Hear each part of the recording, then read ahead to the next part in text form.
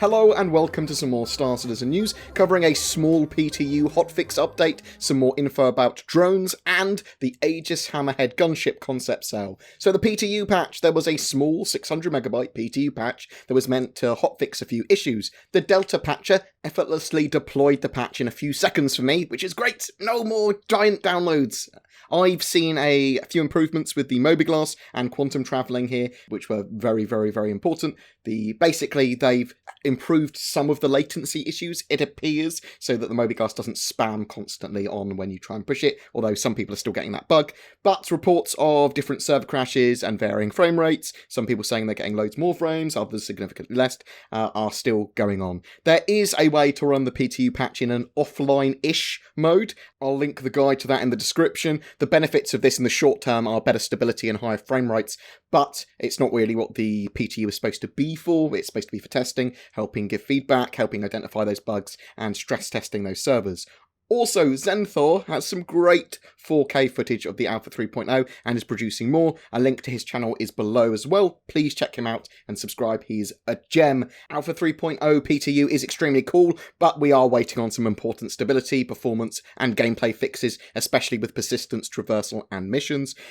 We will be going out to more and more people in waves over the coming couple of weeks, so just be aware of that and keep on checking your emails. Drones. So there are going to be player-controlled drones in the game. In reference, this is when they were talking about the Reclaimer in the latest ATV. They're basically going to be salvage drones that are going to help either grab or tractor beam loot towards the Reclaimer so it can nom it up.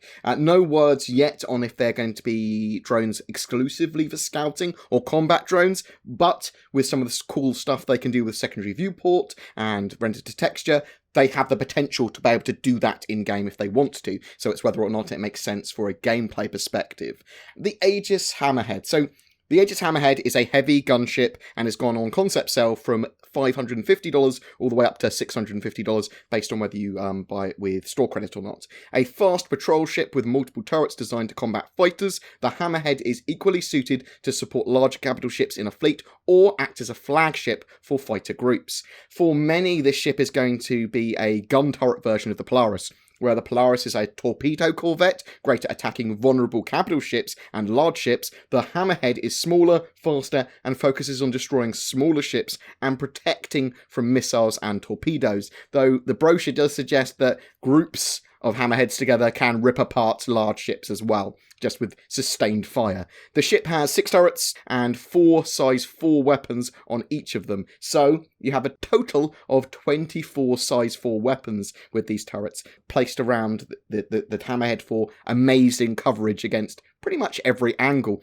There are also 4 pylons with 8 size 3 missiles on each, giving you 32 size 3 missiles as standard. So it's not torpedo-y, it's not going to be ripping apart capital ships in the same way that the Polaris would, with its huge torpedoes and huge damage, but it's got lots of sustained damage, lots of constant, consistent damage, and it's going to be extremely good at smaller ships, and probably up to medium-sized ships are going to be just pounded by the amount of firepower it could put out. There is a bit of confusion from the various stats pages about the size of the Hammerhead as well, but looking at its size compared to the Starfarer and Polaris, with pictures and stuff, it looks to be 115 metres long, 70 to 75 metres wide, at the widest point anyway, and 20 metres tall.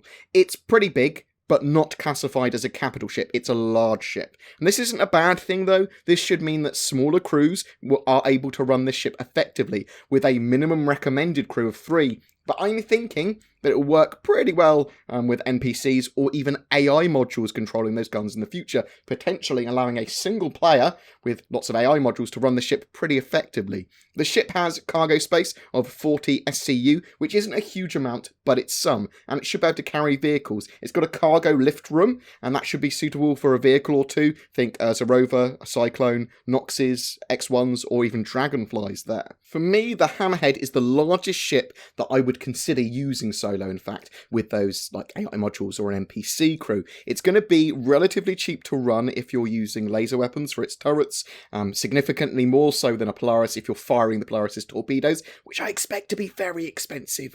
I suspect these ships will be awesome at clearing out pirate and vandal like small swarms and bases in the verse.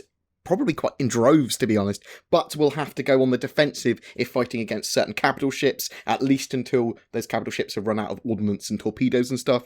And that is one of the reasons this ship is extremely useful, actually, as a screening ship for those larger fleets, or even as a command ship for pirates, militia groups, or small orgs.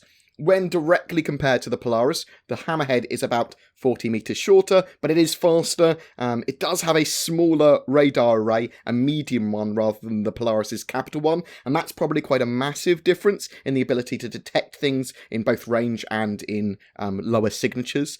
Medium quantum fuel tanks rather than large ones of the Polaris as well, so it's possible that that's going to be a bit shorter range in the distance it can travel before requiring a refuel. That said, the size and efficiency difference in the ships could make up for that. It has 4 main thrusters like the Polaris 2, but the Polaris has 2 retro thrusters and the Hammerhead has none.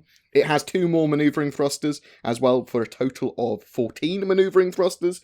So it's going to be pretty manoeuvrable for its size. The other major difference is the Polaris has a capital class power plant and the Hammerhead has 2 large ones. This may give the Hammerhead more redundancy in choice but less output than the Polaris when it comes to power. There may be a small amount of modularity in what you can place in the Hammerhead's interior as well, according to the brochure anyway, but we'll have to wait to the FAQ and some future stuff before we can know exactly what those modules and interiors might be. Potentially with the gun turrets as well, the ship could land and cover bases on the ground pretty well too. And it's got very good coverage. It could literally be used as an anti-air emplacement.